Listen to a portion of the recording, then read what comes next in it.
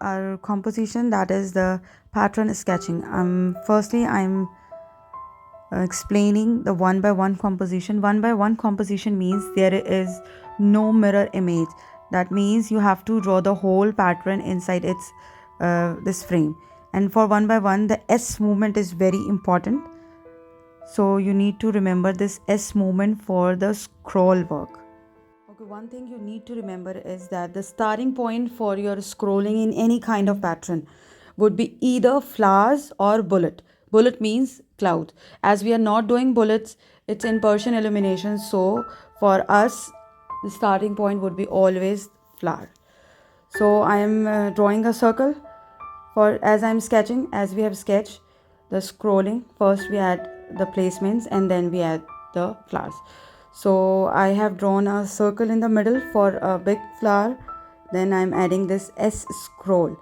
This S scroll is important in one by one compositions. Okay, as there is no replication, so we are drawing this and then we will bifurcate it. You can join this like an infinity symbol. You can turn it inside or you can just stop it. Okay, so there is 3 choice for this movement. I'll just highlight these 3 choices of scrolling movement with color so that you can understand. You can see the green is stopped just exactly like the S movement. I use purple to make infinite symbol. You can re-enter the flower, middle flower again, or you can just turn inside this scroll. So all these will be considered correct. Okay, so movement is very important as this movement decides the direction of the leaves and the direction of the flowers. So this is a very important case in one by one compositions. Now you can after adding this S movement, we can bifurcate it. Your spirals must be harmonious. Simply the bifurcation must be with a flow. It's not necessary to bifurcate in the same direction as in your upper half and the lower half. It's completely up to you. You can bifurcate it.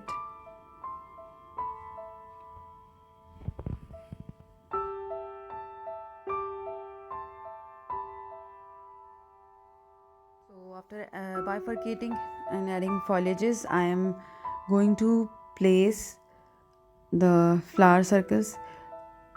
If you remember, we must put any flowers on the bifurcating point. It's not mandatory, but try to put it. Okay, so I'm using some circles and some oval shapes where I want to draw. Don't draw too close the flower so that it will look clustered or it will look a little crowdy. So I have just added now the flower placements. So these are the simple steps. First you need to draw the spiral, then the bifurcation. For spiral you need to remember the S shapes. Bifurcation must be in opposite direction and must be in a flow. Then the third step is the placement of flowers, and the fourth step is drawing leaves and flowers in the final shape. Now direction of the spiral is very important in keeping the direction of the flowers. In the middle you can use any 8 petal, 6 petal, any layered flower, any hatai shape, whatever you want to use. Even if you want to use the same flowers all around, you can use that. Design would be monotonous. Okay, you can use same colors, same design, same pattern flowers.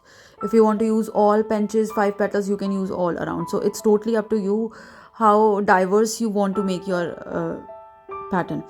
Okay, so now for drawing the flowers, what you can do, as you have drawn the flowers in different shapes and different sizes, so what you can do, you can just place your flower and then you can check which flower is going to fit in your sketched circle. So you can use that size. This will actually save your time for drawing the symmetrical flowers every time.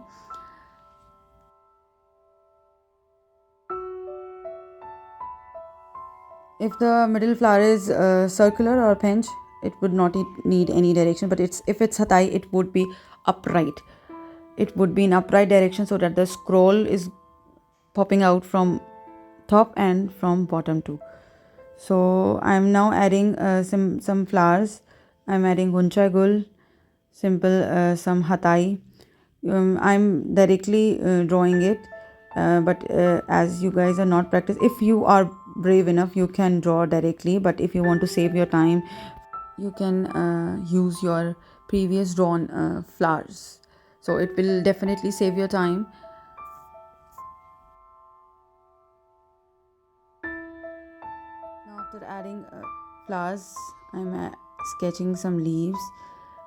If you remember, I have explained, try to add big leaves on the edges, and in the middle of the scroll you can add simple yapraks with some stem branches.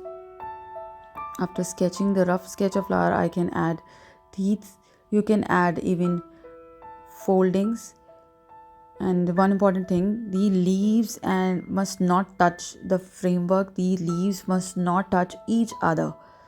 Okay, the scroll can cross each other, but the leaves shouldn't touch each other. I am adding now teeth in different kinds of flower. You can add foldings. I love actually these foldings. This look a realistic leaf shape. Now here I am using, as I have seen, the space is very close to the next scroll. So what I used the curved yaprak leaf. So it's your smart choice, you can say, according to your space, according to your need. You can use the shape of the leaf, you can use the shape of the flower.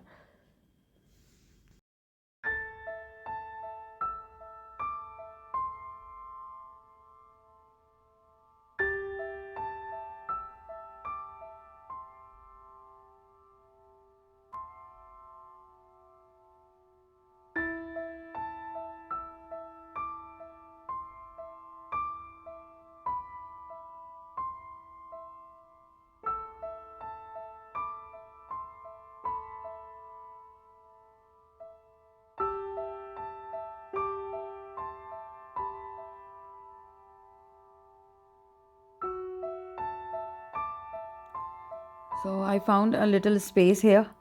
I don't want to keep, so I'm popping out a leaf from this flower. So wherever you find the space, you can add simple leaves directly on the flowers, or just pop it out with a stem. Here I added directly on the flower leaf. The direction of the leaves are very important. You need to rotate your working paper as the spiral rotates. So you can draw these leaves. I haven't added any fractures, so I'll show you a fracture. As if you don't want to add a round leaf, you can add a fracture here or anywhere if you want. If you don't have enough space to draw a big leaf or to draw a curve, you can simply draw a fracture.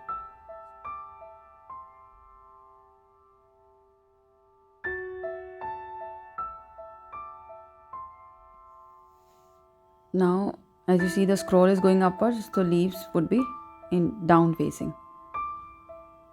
I'm drawing alternate leaves so that they won't look overcrowded.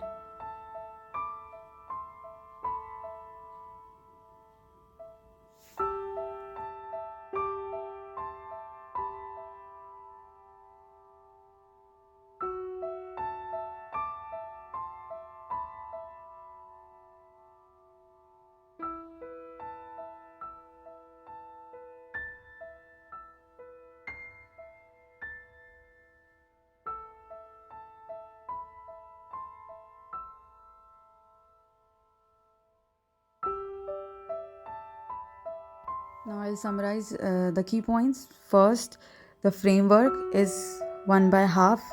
It's an ensign pattern. First, I draw the flower in the middle and then follow the S movement. Okay, middle is the flower. You can use any. Then bifurcation, adding foliages, adding flowers, then adding leaves. This is one by one composition, there is no mirroring and replication.